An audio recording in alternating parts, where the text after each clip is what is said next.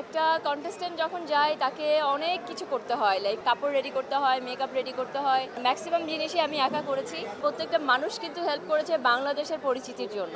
অনেক কন্টেস্টেন্ট এবং মিস ইউনিভার্সের জাজ তারা আমাকে বলেছে যে বাংলাদেশের মানুষ এত সাপোর্টিভ বিউটি প্যাজেন্টের ব্যাপারে এটা আমরা কখনো এক্সপেক্ট করি নাই। বাংলাদেশকে বিশ্বমঞ্চে জয়ী করতে আমাদের সবার অনেক কাজ করা লাগবে। তো বাংলাদেশের মানুষ ফার্স্ট টাইম এত সিরিয়াসনেস দেখাচ্ছে, এটা একটা অন্যরকম অনুভূতি।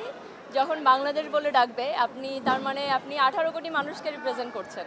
মডেল হিসাবে একজন মানুষ ছিলাম, আর মিস ইউনিভার্স হিসাবে আমি আরেকজন মানুষ। একটা একটা একটা প্রোগ্রামে একটা রেজাল্ট আসবেই, সেই রেজাল্ট কেউ ফার্স্ট হবে, কেউ সেকেন্ড হবে, কেউ ফিফথ হবে, কেউ 30 হবে। বাট এখানে প্রত্যেকটা কন্টেস্টেন্ট পারফেক্ট এবং প্রত্যেকটা কন্টেস্টেন্ট অনেক প্রিপেয়ার্ড। তো সেই জায়গা থেকে আমরা বাংলাদেশিরা ফার্স্ট টাইম কোনো পজিশন পেয়েছি এবং আমার কাছে মনে হয় এটাই আমাদের জয়ী।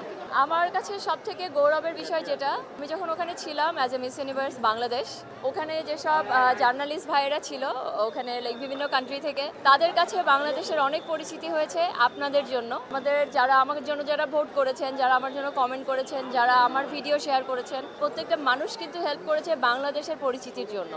ওই জায়গা থেকে আমাকে প্রত্যেকটা জার্নালিস্ট, প্রত্যেকটা অনেক কন্টেস্টেন্ট এবং মিস ইউনিভার্সের জাজ তারা আমাকে বলেছে যে বাংলাদেশের মানুষ এত সাপোর্টিভ বিউটি প্যাজেন্টের ব্যাপারে এটা আমরা কখনো এক্সপেক্ট করি নাই। বাট তোমাদের বাংলাদেশের মানুষরা ভীষণ ভালো এবং দেশের মানুষরা ভীষণ সাপোর্টিভ। সো এটা আমার জন্য একটা সবথেকে বড় গৌরবের বিষয় অ্যাজ এ বাংলাদেশি।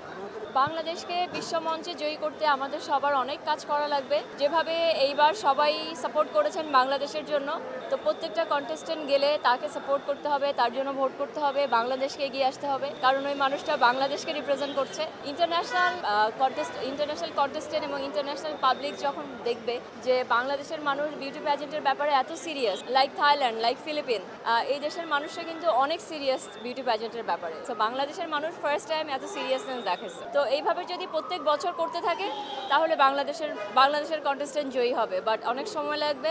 এবং ডেফিনেটলি আমার মিস ইউনিভার্সের অর্গানাইজেশন যারা আছে এবং আমাদের মিস ইউনিভার্সের ন্যাশনাল ডিরেক্টর যে আছে, সে মিস ইউনিভার্সের সঙ্গে বিভিন্ন ধরনের বিজনেস রিলেশনশিপেও যাচ্ছে। আমরা স্কিন কেয়ার প্রোডাক্ট লঞ্চ করছি এবং মিস ইউনিভার্সের যে টোটাল যে প্রোগ্রামের যে অথরিটি আছে এখানে চালানোর জন্য, সেটা নিয়েও আমরা কথা বলছি। তো এইগুলি কিন্তু সবই বিজনেস রিলেশনশিপ। তো এইসব নিয়ে আমাদের ন্যাশনাল ডিরেক্টর, আমাদের টিম কাজ করছে। এগুলি যখনই আস্তে আস্তে শুরু হবে বাংলাদেশের কন্টেস্টেন্টরাও ভালো পজিশন পাবে। একটা কন্টেস্টেন্ট যখন যায় তাকে অনেক কিছু করতে হয়, লাইক কাপড় রেডি করতে হয়, মেকআপ রেডি করতে হয়, তার পিআর টিম থাকতে হয়, তার স্টাইলিং টিম থাকতে হয়, তার ক্যামেরার লোক থাকতে হয়, ভিডিওর লোক থাকতে হয়, হেয়ারের লোক থাকতে হয়, অনেক কিছু। Like it's a team work. তো ওই জিনিসটা ম্যাক্সিমাম জিনিসই আমি একা করেছি এবং এটা অনেক অনেক কষ্ট। একা একটা মানুষ যখন 10-20 জনের কাজ করে তখন কিন্তু ওই মানুষের ফিজিক্যাল, টেকনিক্যাল, মেন্টাল অনেক ধরনের প্রেশার যায়। তো সেই জায়গা থেকে আমি অনেক চেষ্টা করেছি, বাট আমি চাই পরবর্তী কন্টেস্টেন্ট যারা যাক, আমাদের দেশের যারা বড় বড় ডিজাইনার আছে,